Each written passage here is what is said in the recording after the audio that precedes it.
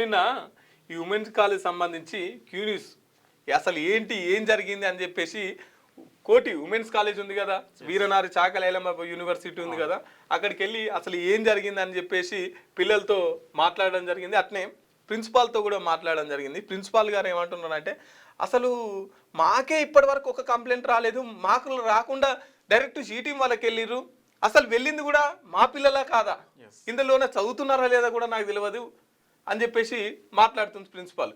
ఇక వీళ్ళని అడిగితే మా ప్రిన్సిపాల్ కనీసం ఒక్కసారన్నా మీటింగ్ పెట్టదు, మాతో ఒకసారి మాట్లాడదు, మా అవసరాలు ఏంటి మా ఇబ్బందులు ఏంటి ఇవేవి పట్టించుకోరు, సీసీ కెమెరాలు పనిచేయవు, ఇక్కడ వచ్చే షూటింగ్ వాళ్ళు మమ్మల్ని ఇబ్బంది పెడతారు అని చెప్పేసి పిల్లలు చెప్తున్నారు.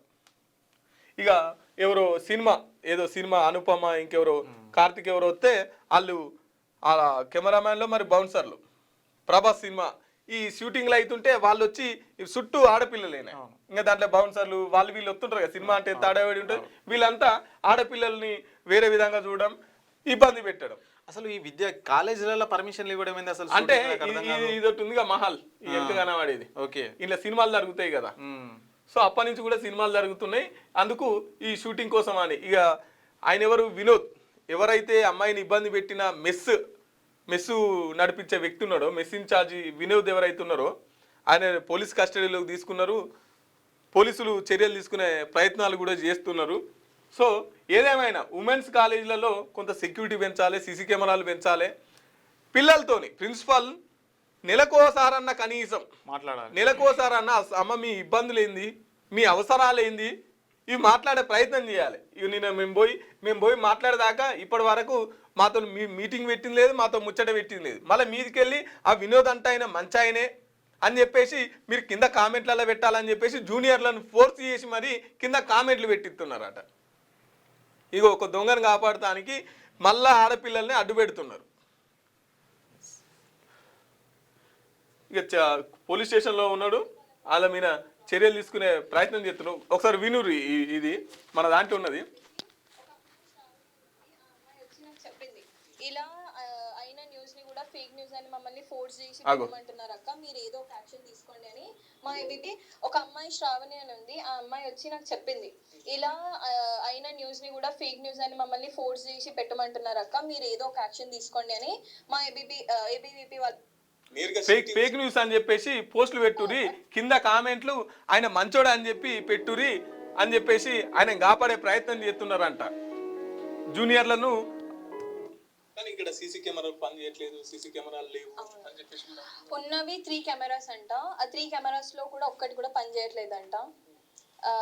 అసలు వాళ్ళ మెయిన్ రీజన్ ఏంటంటే ఇక్కడ సీసీ కెమెరా లేదు, ఏవి లేవు, అసలు విమెన్స్ హాస్టల్లో మెన్ ఎందుకు అపాయింట్ చేశారని చెప్పేసి స్టూడెంట్స్ క్వశ్చన్ చేస్తున్నారు.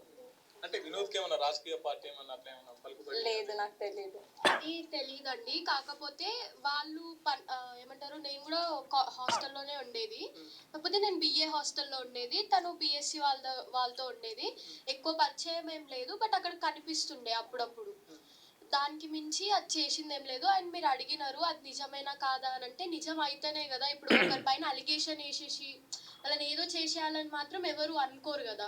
సో అది నిజం కాబట్టి తను ధైర్యంగా బయటికి వచ్చి అది అందరితో చెప్పింది, షీటింగ్ వాళ్ళతో చెప్పింది కాబట్టి వాళ్ళు వచ్చి ఆయన పైన యాక్షన్స్ తీసుకున్నారు.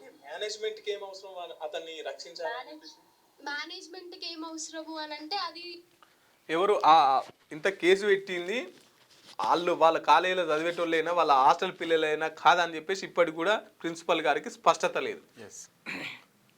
ఇట్లా నడుస్తుంది ఉమెన్స్ కాలేజీలల్లో సంగతులు అన్నట్టు. క్లోజ్ ఆ ఫుల్ వీడియో చూడు, మొత్తం వాళ్ళ ఇబ్బందులు ఏంది వాళ్ళ ఛానల్లో ఉంటుంది మొత్తం, అది ఒకసారి చూస్తే మీకు కూడా క్లారిటీ వస్తుంది. మీకు వార్తలు రాయడం, విశ్లేషణ చేయడం వచ్చా? అన్యాయాన్ని ప్రశ్నించడం తెలుసా? ఇంకెందుకు ఆలస్యం, క్యూ న్యూస్ మిమ్మల్ని ఆహ్వానిస్తుంది. ఉమ్మడి ఆదిలాబాద్, వరంగల్, కరీంనగర్, నిజామాబాద్, ఖమ్మం, మెదక్, రంగారెడ్డి, హైదరాబాద్, మహబూబ్ నగర్ జిల్లాలకు రిపోర్టర్స్ కావాలను సంప్రదించవలసిన ఫోన్ నెంబర్ 8688926084.